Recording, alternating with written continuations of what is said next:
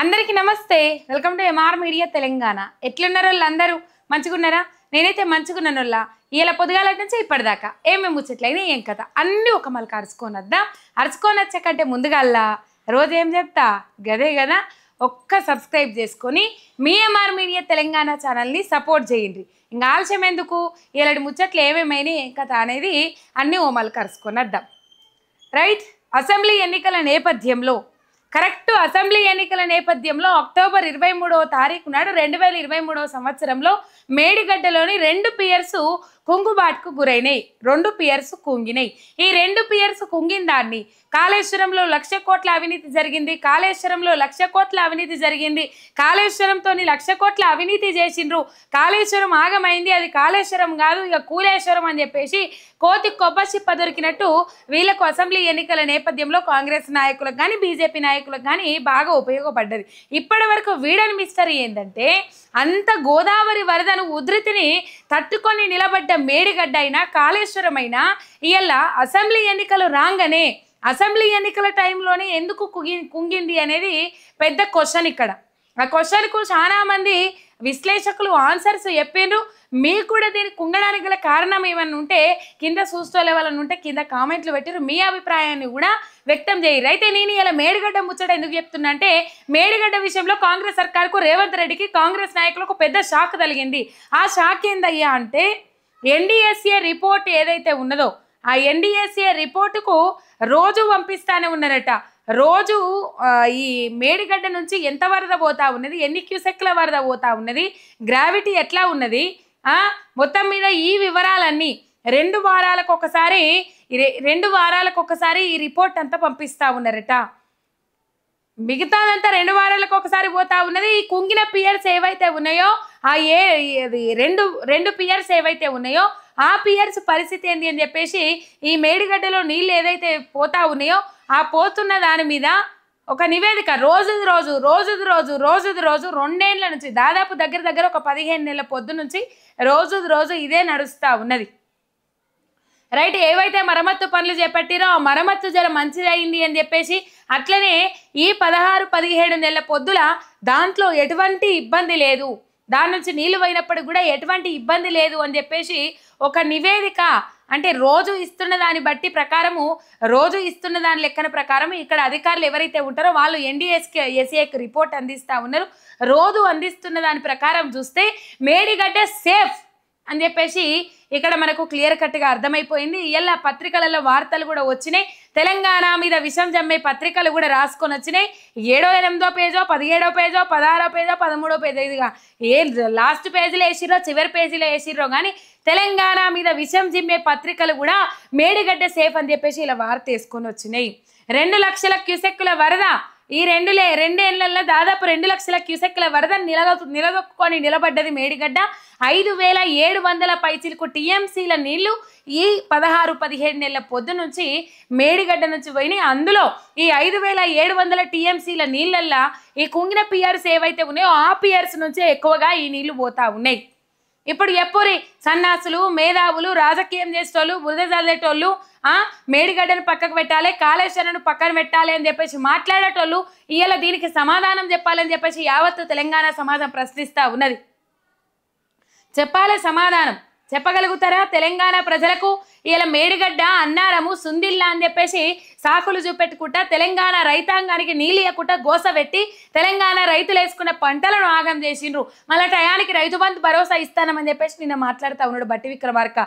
మరి అది ఎంత పాటలు ఆవు ముచ్చట్నో, ఎంత పాటి ఏమంటారు నిజాయితీ ఉన్న ముచ్చట్నో తెలంగాణ రైతాంగానికి తెలుసు. కానీ మొత్తం మీద మేడిగడ్డ అనేది సేఫ్, మేడిగడ్డ అనేది సేఫ్. మరి మొత్తం ఈ మేడిగడ్డ మరి మేడిగడ్డ సేఫ్గానే ఉంటుంది. ఇంతగానం ఇది చేసినా ఏమైతే లేదు, ఇంతగానం బురద చల్లినా, ఎంతగానం బురద రాజకీయాలు చేసినా, అసెంబ్లీ ఎన్నికలలో అట్లా చేసినా కూడా అసలు మేడిగడ్డకి ఏమైతే లేదు అని చెప్పేసి దాని మీదకెళ్ళి వాహనాలను కూడా పంపిస్తూ ఉన్నారు. ఎన్డీఎస్ఏ చెప్పిందా?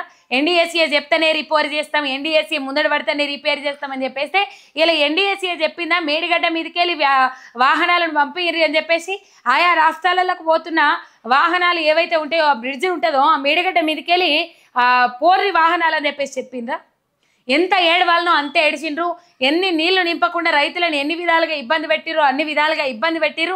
ఇప్పటికి కూడా గదే ఏడ్చుడు, ఇప్పటికి కూడా గదే ఏడ్చుడు.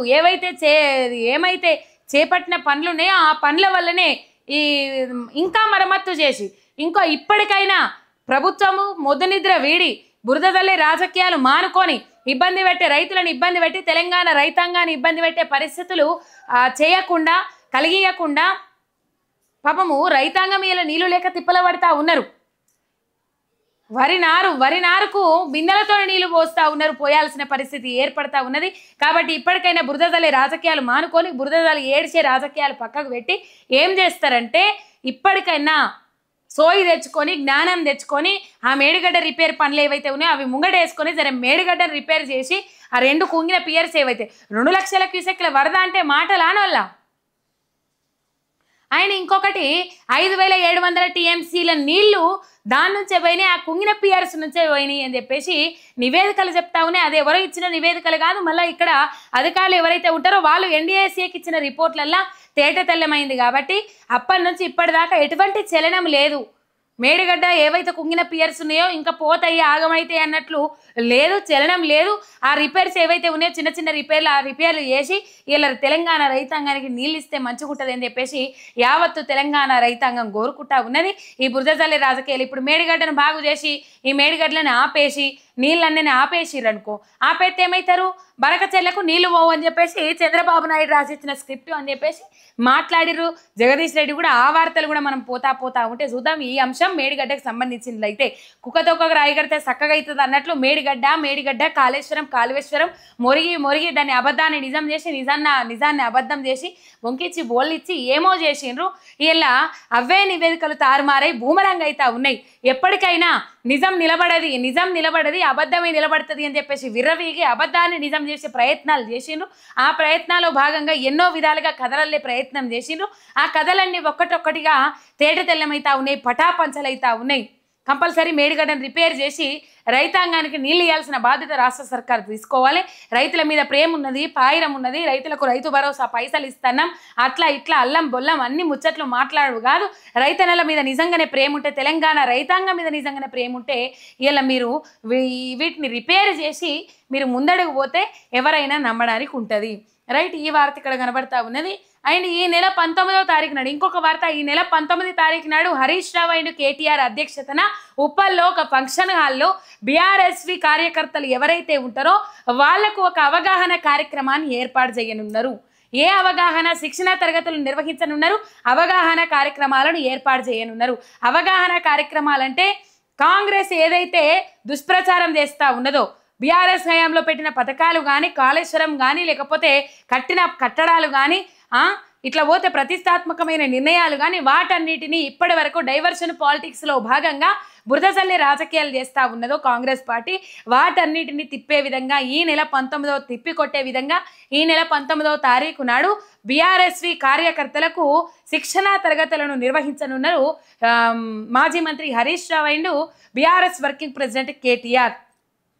ఏ విధంగా పోవాలి, ఏ విధంగా నడుచుకుంటే బాగుంటుంది, ఏం కథ, ఈ విష ప్రచారాన్ని ఎట్లా తిప్పుకొట్టాలి. నిన్న కదనొల్ల కాళేశ్వరం ఒక కూలేశ్వరం అని చెప్పేసి 1,00,000 కోట్ల అవినీతి జరిగింది అని చెప్పేసి నిన్న తుంగతుర్తి సభలో మాట్లాడుతూ ఉన్నారు. ఇంత వ్యతిరేకత వచ్చినప్పటికీ కూడా మరి ఏ విధంగా మాట్లాడుతున్నారు ఏం కథ తెలియదు.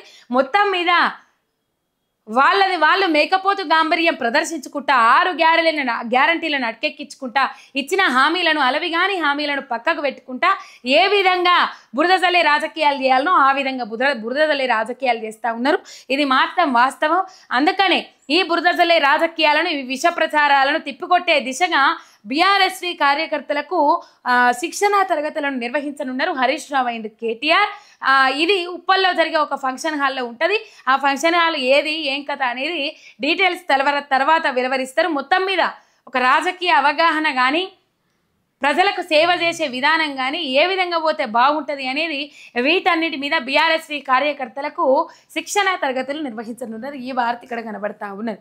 రైట్, ఇక బీసీ బిల్లులో నుంచి ముస్లింలు ఎవరైతే ఉన్నారో ముస్లింలను కలిపిరో ఆ ముస్లింల 10% తీసేస్తే బండి సంజయ్ 9th షెడ్యూల్లో పెట్టే విధంగా పార్లమెంట్లో ఈ బీసీ రిజర్వేషన్ 42% ఏదైతే ఉన్నదో దాన్ని 42% రిజర్వేషన్ పార్లమెంట్లో 9th షెడ్యూల్లో పెట్టే విధంగా బండి సంజయ్ ఇలా కొన్ని ఆణిముత్యాలు మాట్లాడిరు. ఆ ఆణిముత్యాలను మనం జర యాద్ చేసుకోవాల్సిన అవసరం ఉన్నది. పేదలు ఎవరైతే ఏంది బతికేది అనేది లేదు. ఇక్కడ ముస్లింలను తీసేయాలి, ముస్లింలను తీసేస్తేనే నేను అక్కడ కేంద్రంలో కొట్లాడతా, లేకపోతే కొట్లాడా. మరి ఆనాడు అనకపోతే ఎన్నికలలో నిలబడ్డనాడు ముస్లింలు నాకు ఓట్లు వేయద్దు, ముస్లింలు నా తెరువుకు రావద్దు, ముస్లింలు నా జాడకు రావద్దు అని చెప్పేసి మాట్లాడకపోతే ఆనాడు మాట్లాడితే కూడా ఈ కులతత్వం మతతత్వం రాజకీయాలు వీళ్ళు లేపుతూనే ఉన్నారు. ఈ పిచ్చి అట్లనే పోతుంది అన్న ఉద్దేశంతో ఈ కులతత్వం పిచ్చి రాజకీయము ఈ మతతత్వం రాజకీయం అని చెప్పేసి వీళ్ళు లేపుతూనే ఉంటారు. ఇట్లనే పోతుంది అని చెప్పేసి వాళ్ళు ఏం నిర్ణయం తీసుకోవాలో ఆ నిర్ణయం తీసుకునేటోళ్ళు కావచ్చు.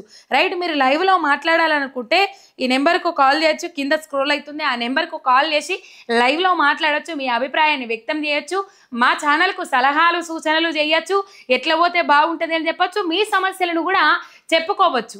తప్పేం లేదు. అందులో మీరు చెప్పుకునే దాన్ని బట్టి దాన్ని ప్రభుత్వం దృష్టికి చేరవేసే ప్రయత్నం నేను కూడా చేస్తా. ఎంఆర్ మీడియా తెలంగాణ ఛానల్ని చూస్తోళ్ళు ఎవరైతే ఉంటారో వాళ్ళు ఒక సబ్స్క్రైబ్ చేసుకొని సపోర్ట్ చేసుడు మాత్రం మర్చిపోకుండ్రి. కింద స్క్రోల్ అవుతుంది ఆ నెంబర్కు మీరు కాల్ చేయొచ్చు, లైవ్లో మాట్లాడచ్చు ఎవరైనా మాట్లాడాలి అనుకున్న వాళ్ళు. రైట్, బండి సంజయ్ కొన్ని వ్యాఖ్యలు మాట్లాడిరు. అది ప్రైవేటు పాఠశాలలలో చదివేటోళ్ళందరూ డిగ్రీ పూర్తి కానోళ్ళే ఉంటారు అని చెప్పేసి ప్రైవేటు పాఠశాలలలో చదువులు చెప్పే ఉపాధ్యాయులను కించపరిచే విధంగా మాట్లాడిరు. దాని తర్వాత ఇంకొక అంశాన్ని కూడా మాట్లాడినరు బండి సంజయ్. ఏదైతే బీసీ బిల్లు బీసీ రిజర్వేషన్ ఉన్నదో ఇక్కడ ఆర్డినెన్స్ జారీ చేసింది రాష్ట్ర సర్కార్. ఆర్డినెన్స్ జారీ చేస్తే విధి విధానాలు రూపొందిస్తామని చెప్పేసి ఈ బీసీ ఆర్డినెన్స్ అనేది రాంగు, అది నిలబడది అని చెప్పేసి చాలా మంది నాయకులు మాట్లాడుతూ ఉన్నారు. చాలా మంది అభిప్రాయాన్ని వ్యక్తం చేస్తూ ఉన్నారు. ఇలా బీసీ అని చెప్పేసి బీసీ మహాధర్నా అని చెప్పేసి బీఆర్ఎస్ నాయకులు అట్లనే బీసీ నాయకులందరూ ధర్నా కూడా పెట్టుకున్నారు ఇందిరా పార్కు దగ్గర.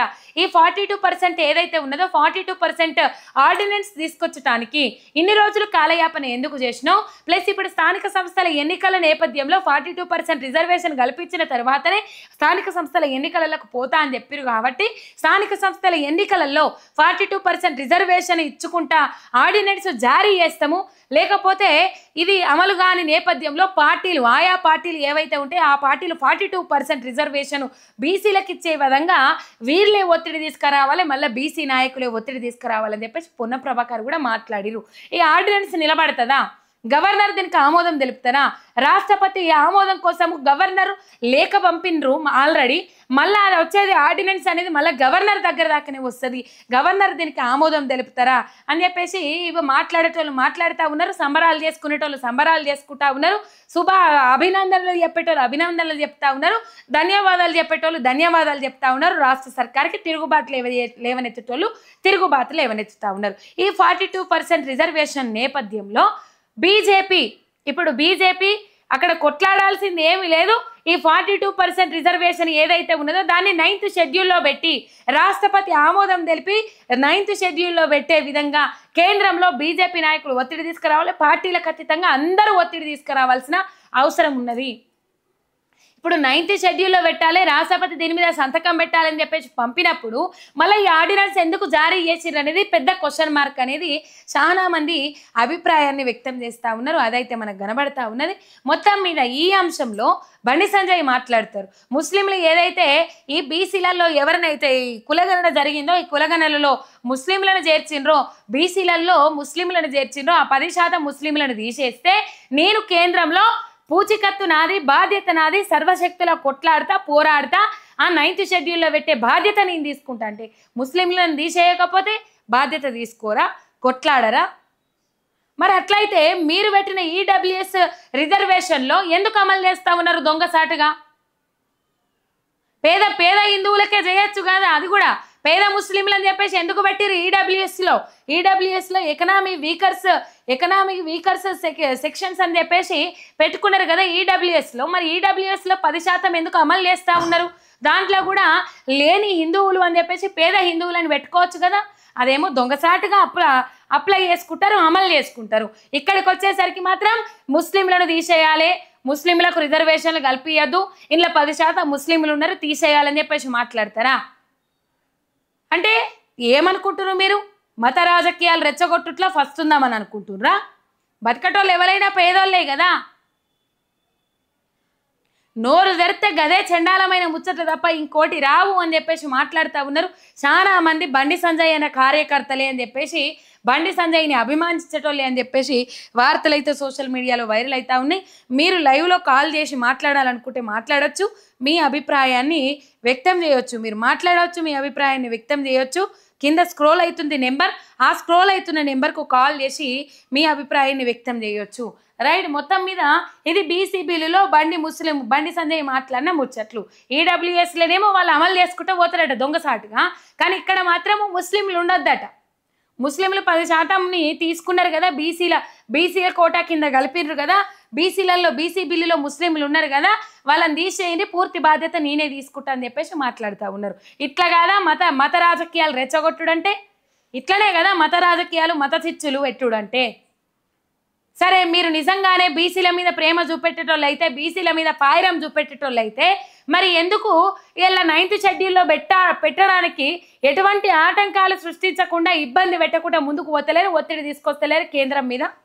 ₹1 నిధులు ఇయ్యనాడే, గుండు సున్నాలు గాడిద గుడ్డులు ఇచ్చినాడే మీరు మాట్లాడని పరిస్థితులు. ఇయ్యలేం మాట్లాడతారు చెప్పుర్రి? ₹1 నిధులు మొన్న కాదల్లా తెలంగాణ కంటే ఆంధ్రాకే ఎక్కువ నిధులు ఇచ్చినామని చెప్పేసి మాట్లాడారు, జబ్బలు దరుచుకుంటా గల్లా ఎగిరేసుకుంటా. అయ్యో, సొంత రాష్ట్రం, సొంత తెలంగాణ ప్రజలు గెలిపించిరు నన్ను అనే చిత్తశుద్ధి లేకుండా ఇగో ఏపీ రాష్ట్రానికే ఎక్కువ నిధులు సమకూర్చినాం, ఏపీ రాష్ట్రానికి ఎక్కువ నిధులు ఇచ్చినాం తెలంగాణ రాష్ట్రం కంటే అని చెప్పేసి మాట్లాడబట్టే.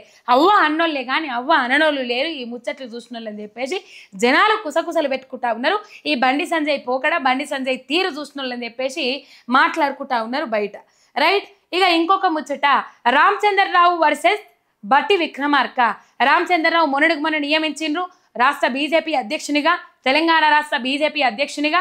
ఈ తెలంగాణ రాష్ట్ర బీజేపీ అధ్యక్షునిగా రామచంద్రరావును నియమించుడు ఎవరికి ఇష్టం లేదని చెప్పేసి చాలా మంది మాట్లాడారు. ఇది కావాల్సుకొని వాళ్ళ రాజకీయం కోసమే, వాళ్ళది నిలబెట్టుకోవడం కోసమే, వాళ్ళ పలుకుబడి కోసమే, ఆంధ్ర పెత్తందారులు తెలంగాణ రాష్ట్రంలో పెత్తనం చెలాయించడం కోసమే ఇలా తెలంగాణ రాష్ట్రంలో చంద్రబాబు నాయుడికి అత్యంత సన్నిహితుడైన రామచంద్రరావును నియమించారని చెప్పేసి వార్తలైతే సోషల్ మీడియాలో వైరల్ అయినాయి. రాబోయే కాలంలో ఇక్కడ జనసేన అండ్ టీడీపీ పోటీ చేయబోతా ఉన్నాయి. అందుకే బీజేపీ మద్దతు కావాలి, ఆంధ్రాలో కూడా ఈ 3 కూటమిగా ఉన్నాయి కాబట్టి బీజేపీ మద్దతు కావాలి అని చెప్పేసి ఇక్కడ రామచంద్రరావును బీజేపీ అధ్యక్షునిగా నియమించారు అని చెప్పేసి వార్తలైతే చిక్కర్లు కొట్టినాయి. వార్తలైతే సోషల్ మీడియాలో గిర్రలు తిరిగినాయి. అయితే ఈ నేపథ్యంలో చాలా మంది బీజేపీ నాయకులే అసహనం వ్యక్తం చేసిండ్రు. మాకిస్తారేమో అని చెప్పేసి ఆశపడ్డాము, ఇలా ఆగమైంది పరిస్థితి అని చెప్పేసి అనుకున్నారు, అసహనం వ్యక్తం చేసిండ్రు. ఈ అసహనం వ్యక్తం చేసిన తర్వాత బట్టి విక్రమార్క కొన్ని వ్యాఖ్యలు చేసిండ్రు. వేముల రోహిత్ దాదాపు ఇది 10.5 ఏళ్ల కింద జరిగిన incident. Vemula Rohit incident Hyderabad central యూనివర్సిటీలో పాపం బలిమీకి జీవి తీసుకున్నారు ఈ అన్న. ఎందుకు బలిమీకి జీవి తీసుకున్నారంటే కుల వివక్ష పేరుతోని ఇబ్బంది పెట్టిండ్రు, కులం పేరుతోని చిచ్చులు లేపిండ్రు అని చెప్పేసి బలిమీకి జీవి తీసుకున్నారు అని చెప్పేసి మామూలు వార్త కాదు ఇది, మామూలుగా వైరల్ కాలే. ఆఖరికి రాహుల్ గాంధీ కూడా వచ్చిండ్రు. తర్వాత ఏమైంది ఏం కథ తెలియదు కానీ ఆఖరికి రోహిత్ వేముల దళితుడే కాదు అని చెప్పేసిండ్రట. ఇక మళ్ళా ఈ రామచంద్రరావు నియమించిన తర్వాత, బీజేపీ రాష్ట్ర అధ్యక్షునిగా నియమించిన తర్వాత బట్టి విక్రమార్క కొన్ని వ్యాఖ్యలు మాట్లాడిరు. ఏం వ్యాఖ్యలు అంటే రోహిత్ వేముల ఇండైరెక్ట్గా రోహిత్ వేముల చనిపోవడానికి, బలిమికి జీవి తీసుకోవడానికి రామచంద్రరావే కారణం అని చెప్పేసి బలగుద్దినట్టు చెప్పి పడేసిండు బట్టి విక్రమార్క. ఈ వేముల రోహిత్ కేసును మళ్ళీ రీఓపెన్ చేస్తాం, ఆయన చావుకు కారణమైన వాళ్ళని కంపల్సరీ శిక్షిస్తామన్నట్టు చెప్పేసి మాట్లాడిరు. అయితే మాట్లాడిన తర్వాత రామచంద్రరావు, బీజేపీ రాష్ట్ర అధ్యక్షుడు రామచంద్రరావు దీని మీద స్పందించిండ్రు. లీగల్ నోటీసులు పంపించారు బట్టి విక్రమార్కకు. 3 రోజులలో క్షమాపణ చెప్పాలి, లేకపోతే 25 లక్షల పరువు నష్టం దావా చేస్తా అని చెప్పేసి రామచంద్రరావు హెచ్చరికలు జారీ చేసిండ్రు, లీగల్ నోటీసులు జారీ చేసిండ్రు. ఏదేమైనప్పటికీ కూడా రాష్ట్రంలో బీజేపీ అధ్యక్షునిగా రామచంద్రరావుని తీసుకొచ్చడము ఇక్కడ బీజేపీ ఎంపీలకు కానీ లేకపోతే బీజేపీ ఎమ్మెల్యేలకు కానీ ఎవరికి ఇష్టం లేదు అనేది ఇక్కడ వార్త. కానీ పోటీ పెరిగిన నేపథ్యంలో లేకపోతే కొంతమంది చివరి దశలో ఉన్నారు, వీళ్ళనే రేపు అధ్యక్ష పదవికి అధ్యక్ష పీఠానికి ఎక్కియబోతా ఉన్నారు అని చెప్పేసి మాట్లాడిన వాళ్ళను కూడా ఆఖరి నిమిషంలో సైడ్ చేసేసి రామచంద్రరావును బీజేపీ రాష్ట్ర అధ్యక్షునిగా చేసిండ్రు. రాజాసింగ్ ఆ నేపథ్యంలోనే రాజీనామా చేసిండ్రు. ఆయన నామినేషన్ వేయడానికి పోతే బెదిరించిండ్రట. ఆయనకు మద్దతు తెలిపేటోళ్ళు ఎవరైతే ఉన్నారో వాళ్ళను బెదిరించిన పరిస్థితులు సందర్భాలు ఉన్నాయని చెప్పేసి రాజీనామా చేసేసిండు రాజాసింగ్. తర్వాత ఈ వాదోపవాదాలు నడిచిన తర్వాత బట్టి విక్రమార్క ఎంటర్ అయ్యిండు. బట్టి విక్రమార్క ఎందుకు ఎంటర్ అయ్యారు ఏం కథ తెలియదు, కానీ మొత్తం మీద 10.5 ఏళ్ల కింద అంశాన్ని రోహిత్ వేముల కేసు అంశాన్ని రీఓపెన్ చేస్తామని చెప్పేసి మాట్లాడిరు. మరి ఏమైంది ఏం కథ, లోగుట్టు లోపాయికారికి ఎరక అన్నట్లు మరి అంతర్గతంగా ఏం జరిగింది ఏం కథ అనేది వాళ్ళకే తెలవాల్సిన అవసరం ఉన్నది. వాళ్ళకు తెలుసు, కానీ జనాలలో పెట్టే ప్రయత్నం చేస్తలేరు. ఈ వార్త ఇక్కడ వైరల్ అవుతా ఉన్నది. రామచంద్రరావు బట్టి విక్రమార్కకు నోటీసులు పంపించిర్రు, లీగల్ నోటీసులు. 3 రోజులలో అన్న మాటలకు నేనే వేముల రోహిత్ చావుకు కారణం అని చెప్పేసి బట్టి విక్రమార్క చెప్తా ఉన్నారు. వేముల రోహిత్ చనిపోవడానికి కారణము నేనే అని చెప్పేసి నా మీద నిందారోపణలు చేసిండ్రు. 3 రోజులలో క్షమాపణ చెప్పాలి, బహిరంగ క్షమాపణ చెప్పాలి, లేకపోతే 25 లక్షల పరువు నష్టం దావా అని చెప్పేసి రామచంద్రరావు లీగల్ నోటీసులు పంపించారు. మరి బట్టి విక్రమార్క దీని మీద ఏం స్పందిస్తారు ఏం కథ అనేది మనం రానున్న రోజులలో చూడాలి, రానున్న రోజులలో చూడొచ్చు. రైట్, ఈ వార్త ఇక్కడ కనబడతా ఉన్నది. రైట్, ఇక ఇంకొక అంశం ఇక్కడ చెప్పాలి. కాంగ్రెస్ కేల్ కథమొల్ల తెలంగాణ రాష్ట్రంలో. అగో అదేంది, నిన్న అన్ని పథకాలు అమలు చేసుకుంటూ పోతారు, స్థానిక సంస్థల ఎన్నికలు వస్తున్నాయి అని చెప్పేసి ఇక మా అంతటి గనులే లేరు అని చెప్పేసి రైతు భరోసా చేసిరి, స్థానిక సంస్థల ఎన్నికలలో 42% రిజర్వేషన్ అని చెప్పేసి ఆర్డినెన్స్ జారీ చేసిరి, మహిళా శక్తి సంబరాలను పెట్టి 2500 రూపాయలు వేస్తానికి కసరత్తు చేస్తున్నారని చెప్పబడితిరి, రేషన్ కార్డులు జారీ చేసిరి అని చెప్పేసి ఇవన్నీ మాట్లాడిరు కదా. మరి కాంగ్రెస్ కేల్ కథం అని చెప్పేసి ఎందుకు మాట్లాడుతూ ఉన్నారంటే అడ్మినిస్ట్రేషన్ ఫెయిల్. తెలంగాణ రాష్ట్రంలో కాంగ్రెస్ పార్టీ ఏలుబడి fail, administration fail, Revanth Reddy పాలన ఫెయిల్. మంత్రులు సహకరిస్తలేరు, మంత్రులకు రేవంత్ రెడ్డి సహకరిస్తలేరు, రేవంత్ రెడ్డికి మంత్రులు సహకరిస్తలేరు, ఎమ్మెల్యేలందరూ వీళ్ళిద్దరికి సహకరిస్తలేరు అనేది మాత్రం ఓపెన్ సీక్రెట్, అందరికీ తెలుసు. కాంగ్రెస్ ఖేల్ కథం అని చెప్పేసి ఒక ఇంటర్నల్ సర్వే బయటకు వచ్చింది. ఈ సర్వే ఇప్పుడు రేవంత్ రెడ్డి సార్లో వణుకు మొదలైంది అని చెప్పేసి చాలా మంది మాట్లాడుకుంటా ఉన్నారు. ఇంటర్నల్ సర్వే బయటకు వచ్చింది. ఈ ఇంటర్నల్ సర్వేలో షాకింగ్ న్యూస్, విస్తుపోయే నిజాలు బయటకు వచ్చినాయి. ఈ ఇంటర్నల్ సర్వే మీద ఒక అవగాహనకు వచ్చిన తర్వాత అసలు ఏంది దాని ఉద్దేశం ఏంది, ఇంటర్నల్ సర్వే మీద ఒక అవగాహన తెచ్చుకున్న తర్వాత మీరు ఏం చేయాలి అంటే దాని మీద ఒక క్లారిటీ ఇవ్వాలి అని చెప్పేసి ఇక్కడ అధిష్టానం, ఢిల్లీ అధిష్టానం కూడా ఇక్కడ కాంగ్రెస్ పార్టీ నాయకులకు దిశానిర్దేశం చేసిందట. మొత్తం మీద తెలంగాణ రాష్ట్రంలో కాంగ్రెస్ కేల్ కథం. ఇప్పటికిప్పుడు ఎన్నికలు పెడితే 25 సీట్లు కూడా కాంగ్రెస్ పార్టీకి రావు. 75 స్థానాలకు మీదనే బీఆర్ఎస్ దే ఇంకా పుంజుకునే అవకాశం అని చెప్పేసి ఆ ఇంటర్నల్ సర్వేలో విస్తుపోయే నిజాలు బయటకు వచ్చినాయి. ఇది చూసిన ఇంటర్నల్ సర్వే చూసిన కాంగ్రెస్ నాయకులు నోరెళ్ళబెట్టిండ్రు. అంటే అధిష్టానం ఈ ఇంటర్నల్ సర్వేను అబ్జర్వ్ చేసి దాని మీద ఒక అవగాహన తెచ్చుకొని వివరణ ఇవ్వాలి అని చెప్పేసి ఢిల్లీ అధిష్టానం చెప్పిందంటే ఈ ఇంటర్నల్ సర్వే ఢిల్లీ దాకా కూడా చేరిందని అర్థం కదా. ఢిల్లీ దాకా జరిగింది. ఆ మధ్య కాలంలో కూడా ఒక సర్వే వచ్చింది. ఆ సర్వేలో బోల్తా కొట్టింది కాంగ్రెస్ పార్టీ. ఇప్పటికిప్పుడు ఎన్నికలు పెడితే తెలంగాణ రాష్ట్రంలో చతికిల పడిపోవడం ఖాయం తెలంగాణ రాష్ట్రంలో కాంగ్రెస్ పార్టీ. ఎందుకంటే 6 గ్యారంటీలు ఇచ్చిండ్రు, అలవి కానీ హామీలు ఇచ్చిండ్రు, అలవి కానీ హామీలను అటకెక్కిచ్చిండ్రు. పోయిన ప్రభుత్వంలో కొనసాగించిన పథకాలు ఏవైతే ఉన్నాయో ప్రజల జీవన విధానాన్ని మెరుగుపరిచే పథకాలను అన్నిటినీ పక్కకు పెట్టిండ్రు. ఈ కొత్త పథకాలైనా అమలు చేస్తారేమో అంటే అప్పుల కుప్ప అని చెప్పేసి పోయిన ప్రభుత్వాన్ని బదనాం చేసే ప్రక్రియ ముంగటేసుకున్నారు. ఈ ప్రక్రియలో భాగంగా ఎన్నో ప్రాపగండలు లేపిండ్రు. అప్పుల కుప్ప అని చెప్పేసి ప్రపంచం ముందు తెలంగాణ రాష్ట్రాన్ని ఒక దోషిగా నిలబెట్టిండ్రు. తెలంగాణ రాష్ట్ర పరువు ప్రతిష్టను దిగజార్చిండ్రు. రైతు భరోసా పైసలు 2 విడతలు ఎగ్గొట్టి నిన్న బట్టి విక్రమార్క అంటారు రైతు భరోసా పైసలు సకాలంలో వేసినాము, రైతు భరోసా పైసలు రైతులందరికీ పంటకు అసలు పంట మిస్సు కాకుండా పంటకు రైతు భరోసా పైసలు వేసినాము అని చెప్పేసి నిన్న బట్టి విక్రమార్క పచ్చి అబద్ధాలు చెప్తారు. ఈ నేపథ్యంలో తీవ్ర వ్యతిరేకత మీద ఉన్నది తెలంగాణ రైతాంగం కావచ్చు, నిరుద్యోగ యువత కావచ్చు. నిరుద్యోగులకు ఏం చెప్పిర్రోలో సంవత్సరంలోపు 2 లక్షల ఉద్యోగాలు భర్తీ చేస్తామని అన్నారు. సంవత్సరంన్నర అటు ఇటు 18 నెలల పొద్దైనా కూడా ఒక్క నోటిఫికేషన్ విడుదల చేయలే. అటు ఇటు ఒక్క నోటిఫికేషన్ అంటే అటు ఇటు ఒక 5,000 నోటిఫికేషన్లు మాత్రమే విడుదల చేసిండ్రు. 6,000 నోటిఫికేషన్లు కూడా దాటలేదు ఈ 18 నెలల పొద్దుల అని చెప్పేసి చాలా మంది మాట్లాడుతూ ఉన్నారు. నిరుద్యోగులకు 2 లక్షల ఉద్యోగాలు అని చెప్పేసి మాట మార్చి ఈ 2 లక్షల ఉద్యోగాలు ఏవైతే ఉన్నాయో ఆ ఉద్యోగాలలో పోయిన ప్రభుత్వంలో ఇచ్చిన జాబ్ నోటిఫికేషన్లు, నిర్వహించిన పరీక్షలకు గాను కొన్ని వివాదాల వల్ల ఆగిపోయిన వాటికి నియామక పత్రాలు అందజేసి 60,000 ఉద్యోగాలు మా ప్రభుత్వం హయాంలోనే ఇచ్చినామని చెప్పేసి నిరుద్యోగులను అట్లా నిండా ముంచిండ్రు. రైతులకు పట్టపెట్టుబడి సాయం అట్లా ముంచిండ్రు. తులం బంగారం అని చెప్పేసి కళ్యాణ లక్ష్మి కింద అట్లా ముంచిండ్రు. ఇట్లా చెప్పుకుంటూ పోతే పథకాలలో అందరినీ రైతులను యావత్తు తెలంగాణ సమాజాన్ని ముంచుకుంటూ పోయింది రాష్ట్ర సర్కార్, కాంగ్రెస్ సర్కార్. ఈ నేపథ్యంలో ఇంటర్నల్ సర్వే నిర్వహించిండ్రు. ఈ ఇంటర్నల్ సర్వే షాకింగ్ సర్వే అని చెప్పుకోవాలి కాంగ్రెస్ సర్కార్కు, రేవంత్ రెడ్డికి, కాంగ్రెస్ మంత్రులకు, కాంగ్రెస్ ఎమ్మెల్యేలకు. ఇప్పటిదిప్పుడు తెలంగాణ రాష్ట్రంలో ఎన్నికలు పెడితే కాంగ్రెస్ పార్టీకి 25 స్థానాలు కూడా గగనం. కొన్ని జాగాలలో డిపాజిట్ కూడా రాదు. ఉమ్మడి జిల్లాల్లో కొన్ని జాగాలలో ఇంకా ఖాతా తెరవని కాంగ్రెస్.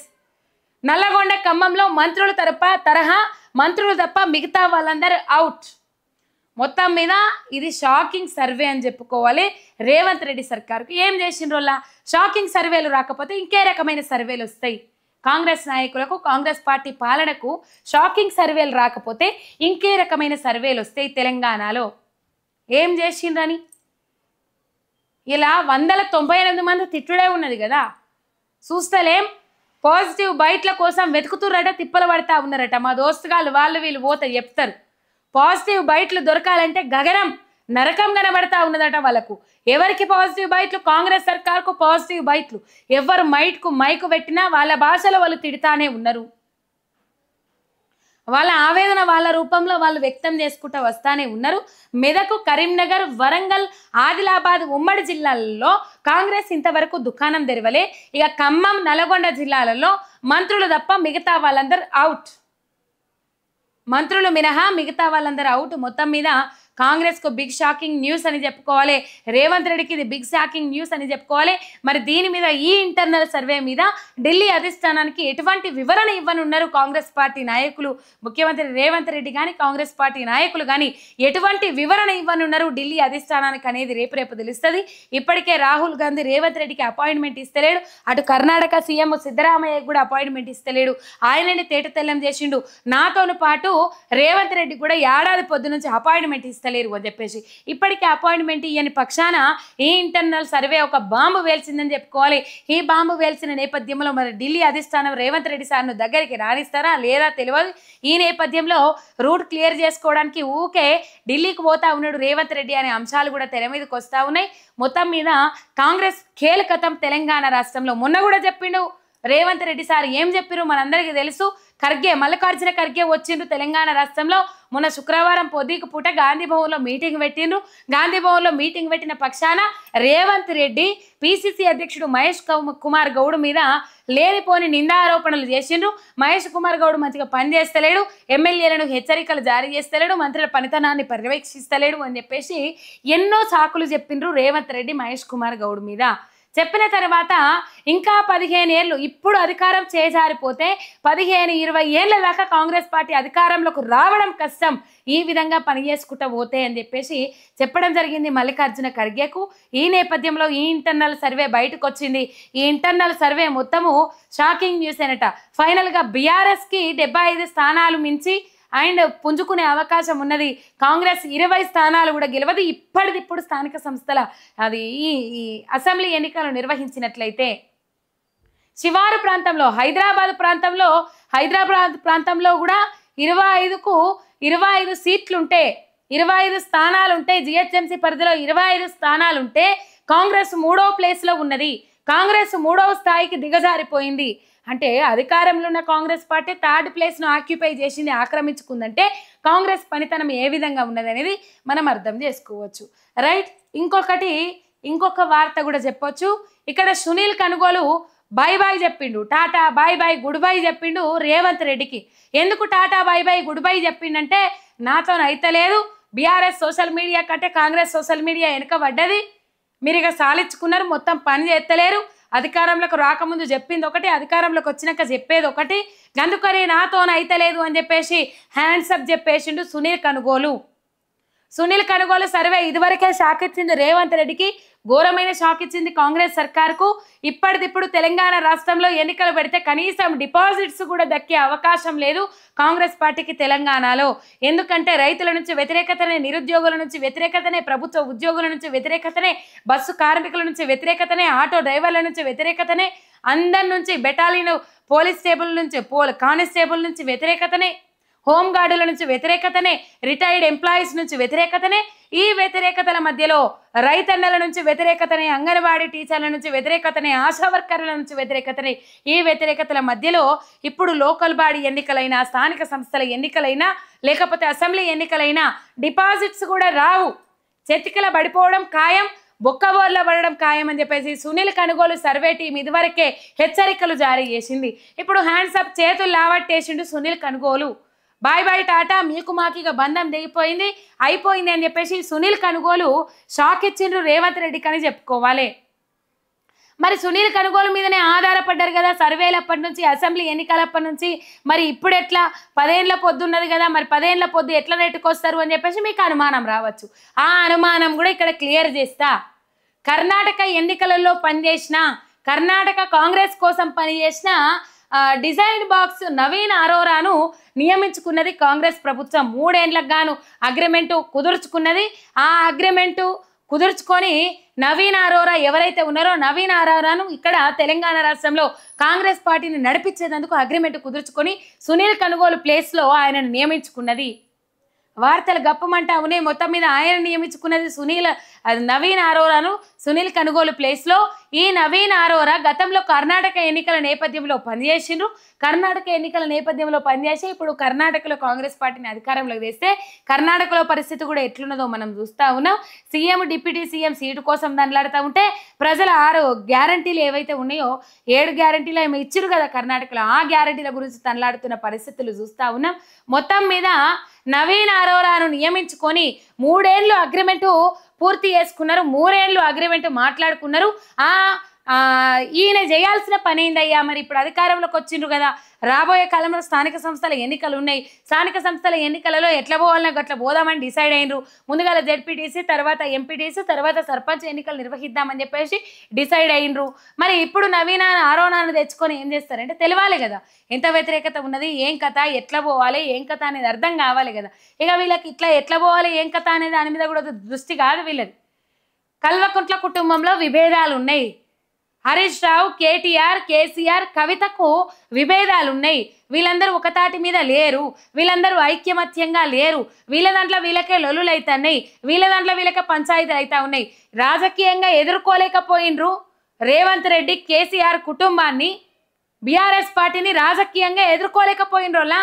అందుకనే వ్యక్తిగత అంశాలు, కుటుంబ కలహాలు ఉన్నాయి లేనట్టు, లేని ఉన్నట్టు క్రియేట్ చేసి కుటుంబ కలహాలు ఉన్నాయని చెప్పేసి చెప్పడానికి, ఎంతకైనా దిగజారడానికి ఈ నిర్ణయం తీసుకున్నారనేది ఇక్కడ క్లియర్ కట్గా అర్థమవుతా ఉన్నది. టార్గెట్ ఓన్లీ హరీష్ రావు, కేటీఆర్, కవిత, కేసీఆర్, ఈ నలుగురు టార్గెట్. ఈ నలుగురు టార్గెట్గా పావులు గదిపే అంశంలో ఈ డిజైన్ బాక్స్ గతంలో కర్ణాటక కాంగ్రెస్కు పనిచేసిన నవీన్ అరోరాను తీసుకొచ్చి 3 ఏళ్ల అగ్రిమెంట్ కుదుర్చుకున్నారు. ఈ 3 ఏళ్ల అగ్రిమెంట్లో మరి కాంగ్రెస్కు సలహాలు, సూచనలు చేయాలి కదా, కాంగ్రెస్ ఏ విధంగా ముందడికి పోవాలనో చెప్పాలి కదా, ప్రజలకు మంచి పనులు ఏ విధంగా చెప్పాలనో, చేసి పెట్టాలనో అర్థమయ్యేటట్టు చెప్పాలి కదా అని అంటే అది కాదు కథ. ప్రజలకు మంచి పనులు అవసరం లేదు. బీఆర్ఎస్ పేరు డ్యామేజ్ కావాలి, బీఆర్ఎస్ పార్టీ ఆగం కావాలి, బీఆర్ఎస్ పార్టీని రోడ్డు మీద నిలబెట్టాలి, బీఆర్ఎస్ పార్టీకి నూకలు లేకుండా చేయాలి తెలంగాణ రాష్ట్రంలో అని చెప్పేసి రేవంత్ రెడ్డి గారు పగటి కలలు కంటా ఉన్నారు. ఈ పగటి కలలు అనేటివి అసాధ్యం అనేది ఆయనకు కూడా తెలుసు. కాకపోతే ఏదో మేకపోతు గాంభీర్యాన్ని ప్రదర్శిస్తూ ఉన్నారు. ఎందుకు అసాధ్యము అని అంటే 50% పీపుల్స్ మీరు చూపెట్టిన, మీరు మభ్యపెట్టిన వాటికి ఆశపడి వీళ్ళ మీద వ్యతిరేకత తెచ్చుకోవచ్చు, కానీ 50% పీపుల్స్ మాత్రం కంపల్సరీ బీఆర్ఎస్ పార్టీ వైపున నిలబడతారు. ఎందుకంటే ఉద్యమ పార్టీ, తెలంగాణ రాష్ట్రాన్ని సాధించిన పార్టీ అని చెప్పేసి చాలా మంది మాట్లాడుకుంటా ఉన్నారు. 50% అబోనే ఇంకా చెప్పుకుంటూ పోతే 50% దిగది కానీ 50% ఎబోనే బీఆర్ఎస్కు సపోర్ట్ చేస్తారు అని వార్తలు అయితే సోషల్ మీడియాలో వైరల్ అవుతా ఉన్నాయి. ఈ సునీల్ కనుగోలు అప్పటి నుంచి ఇప్పటిదాకా ఈ సునీల్ కనుగోలుకు ఒక సర్వే టీం ఉంటుంది, సంస్థ ఉంటుంది. ఆ సంస్థతో సర్వేలు చేపిస్తారు, ఏ పార్టీ అధికారంలోకి వస్తుందో చెప్తారు, శాంపిల్స్ సేకరిస్తారు, ఇదొక టీం నుంచి నడిపిస్తారు. ఆ టీం అంతా ఉంటుంది. మొత్తం మీద సునీల్ కనుగోలు చాలాసార్లు అచ్చుకుంటా పోయిండు కానీ ఈసారి మొత్తం గుడ్ బై చెప్పిండ్రు. ఈ గుడ్ బై చెప్పిన నేపథ్యంలో నవీన్ అరోరాను నియమించుకున్నారు. 3 ఏళ్ళ అగ్రిమెంట్. ఆ 3 ఏళ్ళ అగ్రిమెంట్లో భాగంగా మొత్తం మీద ఏం చేస్తారంటే బీఆర్ఎస్ పార్టీని బదనాం చేస్తారు. బీఆర్ఎస్లో కుటుంబ కలహాలు ఉన్నాయి, బీఆర్ఎస్లో ఆగమయ్యే సిచ్యువేషన్లు ఉన్నాయి, గందరగోళ పరిస్థితులు ఉన్నాయి అని చెప్పేసి చెప్పే ప్రయత్నం చేస్తారు. అంతకు మించి ఇంకా ఏమీ లేదు. రైట్, ఈ వార్త ఇక్కడ కనబడతా ఉన్నది. ఇక మహాలక్ష్మి పథకంలో భాగంగా మహిళలకు 2500 అంటూ ప్రచారం. పోస్ట్ ఆఫీస్ వద్ద క్యూ. కాంగ్రెస్ ప్రభుత్వం మహాలక్ష్మి పథకంలో 2500 రూపాయల కోసం పోస్ట్ ఆఫీస్ ఖాతా ఉంటేనే డబ్బులు జమ అవుతాయని చెప్పేసి ఇక్కడ వార్త కనబడతా ఉన్నది. అది సోషల్ మీడియాలో వైరల్ అవుతా ఉన్నదట. మరి 2500 నిజంగానే పోస్ట్ ఆఫీసులో ఖాతా ఉంటేనే మరి దీనికి ఏం గ్యాంబ్లింగ్ ఉందో, దీనికి ఏం కిట్టుకున్నదో అర్థం కాదు.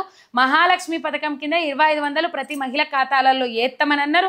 ఇప్పుడు పోస్ట్ ఆఫీస్ ఖాతా ఉంటేనే ఖాతాలో పైసలు పడతాయని చెప్పే వరకు మహిళలందరూ బారులు వెళ్తా ఉన్నారు. మరి అధికారులు దీని మీద స్పందించి ఇది నిజమా అబద్ధమా, నిజంగా పోస్ట్ ఆఫీస్ ఖాతా ఉంటేనే 2500 ఇస్తారా, అసలు 2500 పథకాన్ని ఇప్పుడు కొనసాగిస్తారా అనేది, ఇప్పుడు మొదలు పెడతారా అనేది యావత్ తెలంగాణ మహిళలకు మీరు ఒక అవగాహన కల్పించాల్సిన అవసరం ఉన్నది. రైట్, హైదరాబాద్లో వాటర్ ట్యాంకర్లు బుక్ చేసుకుంటున్న వారికి అలర్ట్. 300 గజాల కంటే పెద్ద ఇల్లు ఉన్నవారు ఇంకుడు గుంతలు ఏర్పాటు చేసుకోవాలని, లేదంటే ట్యాంకర్ల రేట్లు పెంచుతామని HMWSSB హెచ్చరిక. గత సంవత్సరం కంటే ట్యాంకర్ల బుకింగ్ పెరగడంలో ఇంకుడు గుంతలు లేకుంటే ట్యాంకర్ల ధరలు పెంచుతామని HMWSSB హెచ్చరిక అని చెప్పేసి ఏప్రిల్లో రికార్డు బద్దలు కొట్టింది. ఒకటే రోజు 12,500 ట్యాంకర్లు బుక్ చేసుకున్నారు హైదరాబాద్ నగరంలో. ఇంకుడు గుంతలు ఏర్పాటు చేసుకుంటేనే 300 గజాలకు పైగా జాగా ఉన్నోళ్ళు ఎవరైతే ఉంటారో వాళ్ళు ఇంకుడు గుంతలు ఏర్పాటు చేసుకుంటేనే వాళ్ళకు ట్యాంకర్ పోతుంది, లేకపోతే ఎక్కువ ధరకు ట్యాంకర్ పోతుంది. ఈ వార్త రైట్. ఆంధ్ర మీడియాకు రేవంత్ అభయహస్తం. 2 ఆంధ్ర పత్రికలకు మాత్రమే ప్రభుత్వ ప్రకటనలు ఇచ్చిన రేవంత్ సర్కార్ ప్రకటనలు ఇవ్వకపోవడంతో రేవంత్ రెడ్డిపై మండిపడుతూ కథనం రాసిన కాంగ్రెస్ పత్రిక వెలుగు ప్రభుత్వంపై వ్యతిరేక వార్తలు రాసి మరీ నిరసన తెలిపిన రేవంత్ ఆస్థాన పత్రిక డెక్కన్ క్రానికల్. చంద్రబాబు నాయుడు మీడియా దోస్తులకు తెలంగాణ ప్రభుత్వ ఖజానా పైసలతో జల్సాలు. మొత్తం మీద రేవంత్ రెడ్డికి తెలంగాణ మీడియాపై చిన్న చూపు ఎందుకని మీడియా సర్కిల్లో చర్చ. ఇక ఆంధ్ర పత్రికల ఎడిటర్లతో ఏకాంత చర్చలు, వారికి లాభం చేకూరేలా రేవంత్ హుకుం. ఆ 2 పత్రికలకు ప్రాధాన్యం ఇవ్వడం వెనుక గురువు చంద్రబాబు హస్తము అని చెప్పేసి ఇక్కడ వార్త చూస్తూ ఉన్నాం. ఏదైతే నిన్న రేషన్ కార్డుల పంపిణీ ఉన్నదో ఈ రేషన్ కార్డుల పంపిణీ నేపథ్యంలో ఒక 2 పత్రికలకే ప్రజల కష్టాలు పట్టాయి కానీ వీళ్ళు మాత్రం ఒక 2 పత్రికలకే అడ్వర్టైజ్మెంట్ ఇచ్చుకుంటా ప్రజాధనాన్ని మొత్తం వాళ్ళకే కట్టబెడతా ఉన్నారు. ఇక అక్కస వెళ్ళబోసిన మొత్తం మీద V6 వెలుగు పత్రిక అండ్ డెక్కన్ క్రానికల్ పత్రిక వాళ్ళ అభిప్రాయం మొత్తం గక్కినాయి, వ్యతిరేక వార్తలను రాసుకుంటూ వచ్చినాయి. ఇట్లా ఈ కథ కనబడతా ఉన్నది. ఇండైరెక్ట్గా కాదు డైరెక్ట్గానే ఆంధ్ర పచ్చ మీడియాకు తెలంగాణలో కాంగ్రెస్ నాయకులు కానీ బీజేపీ నాయకులు కానీ సపోర్ట్ చేస్తున్నారని ఈ సందర్భంగా మనకు క్లియర్ కట్గా అర్థమవుతా ఉన్నది. ఇవి ఇలా హైలైట్ అయిన అంశాలు. రేపటి అంశాలతో మళ్ళీ కలుసుకుందాం. అంతవరకు మీరు చూస్తూనే ఉండండి మీ ఎంఆర్ మీడియా తెలంగాణ. చూస్తోళ్ళందరూ ఒక లైక్ కొట్టురి, షేర్ కొట్టురి, ఒక్క సబ్స్క్రైబ్ చేసుకొని ఎంఆర్ మీడియా తెలంగాణ ఛానల్ని సపోర్ట్ చేయండి. జై తెలంగాణ, శనార్థి.